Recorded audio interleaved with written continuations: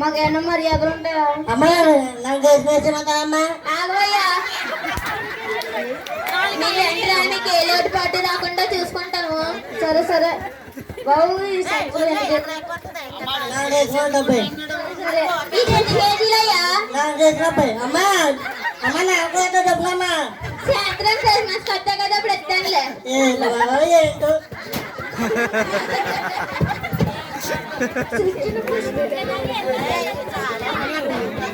అయ్య బాబాయ్, క్రిస్మస్ అంటే ఓ పక్కన డెకరేషన్లు భోజనాలు అన్ని నేనే చూసుకోవాలి. పక్కన క్రిస్మస్ స్టార్ట్ అయిపోయింది.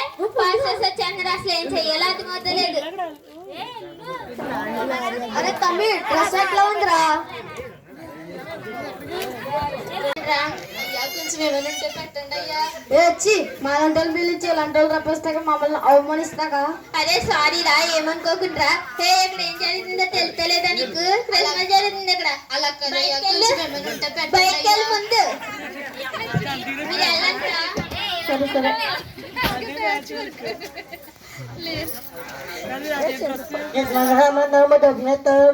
ay baba hindi man na cimpo na po cimpo naman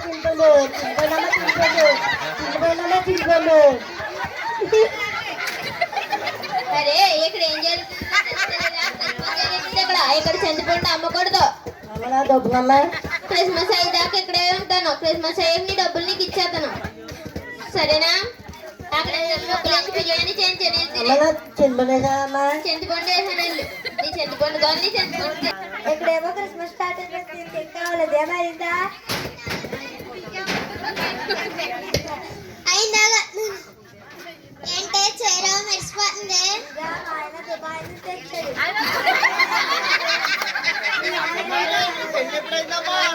ఖజానా నుంచి తెచ్చాడు 30 కాసులు.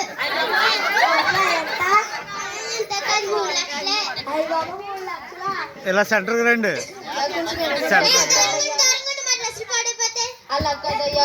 నవీన్ నవీన్ అలా సెంటర్కి మూవ్ అవ్వమని. చెప్పనా? అలా కదయ్యా, కొంచెం పెట్టండి అయ్యా, పెట్టండి.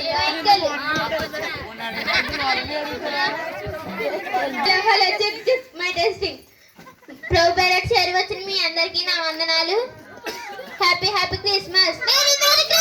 Happy happy Christmas. Merry merry Christmas. Merry merry Christmas. అయ్యింది కనుక మన మధ్యలో ఉన్న మేరీ రుద్దు గారు వచ్చి ఒక పాట పాడి వినిపించిందిగా కోరుచున్నాము. అయిపోయిందా?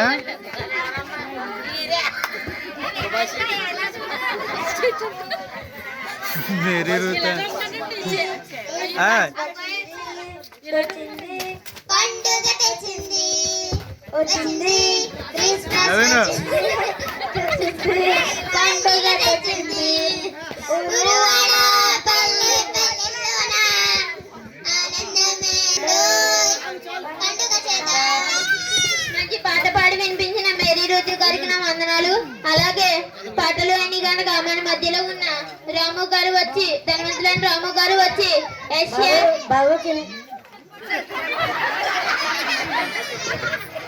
రాము గారు వచ్చి ఏషియా 9వ అధ్యాయం 6వ వచనం చదవలసిందిగా కోరుచున్నాం.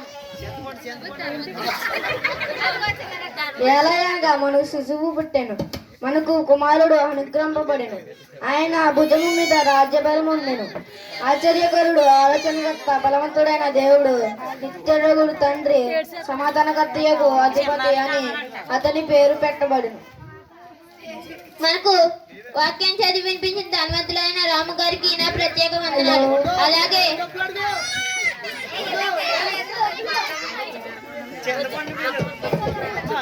బాబు డబ్బులు బాబు అమ్మ డబ్బులు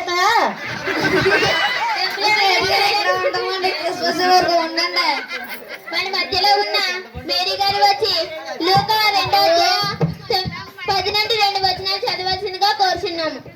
అయితే ఆ దూత భయపడకుడు, ఇదిగో ప్రజలందరికీ కలుగబో మహా సంతోషకరమైన సువార్తమానము నేను మీకు తెలియజేయుచున్నాను. దావీదు పట్టణమందు నేడు రక్షకుడు మీ కొరకు పుట్టి ఉన్నాడు. ఈయన ప్రభువైన క్రీస్తు. దానికి ఇదే ఆనవాలు. ఒక శిశువు పొత్తిగుడ్డలతో చుట్టబడి ఒక తొట్టెలో పండుకొని ఉండుట మీరు చూచెదరని వారితో చెప్పాను. లోకా 2వ అధ్యాయం 10-2 ఈ కొద్ది వరకు మనకు వాక్యం చదివి వినిపించిన మేరీ గారికి నా వందనాలు. మనకు దూర ప్రాంతం నుండి వచ్చిన పాస్టర్ గారు ఉన్నారు. ఆయన మన మధ్యకు వస్తారు. ప్రార్థన చేసుకున్నాం. పర్లోక మందున మా ప్రియ పనుల తండ్రి ఆశీర్వాదం సజీవం. ఇప్పుడు చెప్పండి కదా బ్రదర్, మీరు లెక్కించుంటారా? ఈ క్రిస్మస్ ఎందుకోసం జరిపిస్తున్నారు? మీ గొప్పతనం కోసమా లేకపోతే మీ పేరు కోసమా? ఒక సంఘ కాపరిగా ఉండి నిన్ను వలె నీ పొరుగువారిని ప్రేమించాలనే వాక్యం కూడా తెలియదు మీకు. నేను చూసి 10 మందిని నేర్చుకోవాలి, కానీ నువ్వే ఎలాగుంటే నా సంఘంలో వాళ్ళు ఎలాగుంటారో. భోజనాలు పెట్టి ముందు తాగామని ప్రోత్సహిస్తున్నావు. పోనీ వాళ్ళకి తెలియదు అంటే వాళ్ళని పిలిచి చర్చిలకి భోజనాలు పెడుతున్నారు. వాళ్ళకి పెద్ద తప్పు చేస్తున్నారు కూడా లేదా? నన్ను క్షమించండి. నన్ను క్షమించమని అడగాల్సిన అవసరం లేదు. ప్రభు యేసుక్రీస్తు వారిని అడిగితే చాలు. బ్రదర్ ఒకసారి మీరు లేచిపోతున్నారా? మీరు దేవుని సన్నిధానికి వచ్చారా లేక ఏదైనా సినిమాకి వచ్చారా? మీకు ఎంత ఆస్తున్నా, మీకు ఎంత డబ్బు ఉన్నా దేవుని అందరూ ఒకటే. మీకు ఆస్తి అంతస్తు ఎవరిచ్చారో తెలుసా? ప్రభు యేసుక్రీస్తు వారు ఇచ్చారు. కానీ నువ్వు ఈ రోజు సన్నిధికి వచ్చి వేషాలు వేస్తావు, ఇక్కడికి వచ్చి మందు కూడా తాగుతున్నావు. బైబిల్లో చెప్పమంటావా? పేదవాడైన లాజరు మరియు ధనవంతుడు తినేసి పారేసుకుని రోజు అది చూసిన ధనవంతుడు ఈ మాత్రం కూడా భోజనం పెట్టేవాడు కాదు. చివరికి వాళ్ళు ఎక్కడున్నారో తెలుసా? ధనవంతుడు స్వర్గంలో ఉన్నాడు. నీ దగ్గరికి పేదవాడు వస్తే చెయ్యబావు. రేపు పొద్దున్న నీ పరిస్థితి కూడా అంతే. ఎక్కడి నుంచి అయినా మారుతానండి. దేవుడి సాక్షిగా మారుతానండి.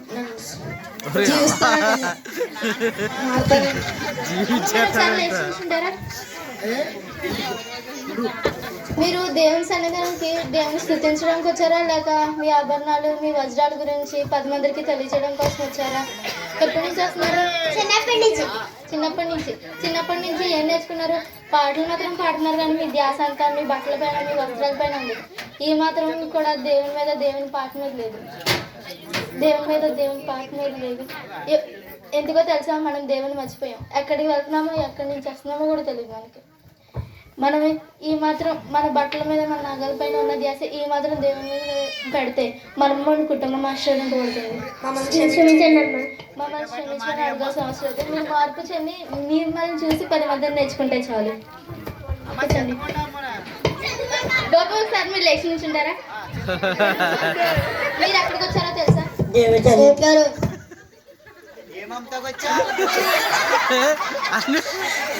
మీరు ఎక్కడికి వచ్చారో తెలుసా?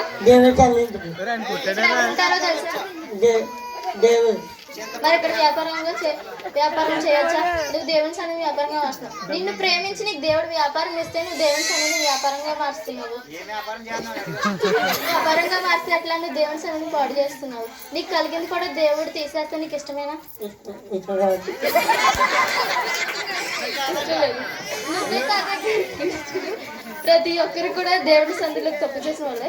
కానీ మీ పక్క వారు మీ తప్పులు చూడకపోవచ్చు, కానీ ప్రభు యేసుక్రీస్తు వారిని అంతా చూస్తున్నారు. ఎన్నో క్రిస్మస్ జరుగుతున్నాయి, ఎన్నో న్యూ ఇయర్లు జరుగుతున్నాయి, కానీ మనలో మాత్రం మార్పు రావట్లేదు. మనలో మార్పు వస్తేనే మన కుటుంబం ఆశీర్వాదపడతాం. ఈ క్రిస్మస్ నుంచి అయినా మారదాం. Happy Christmas, merry Christmas.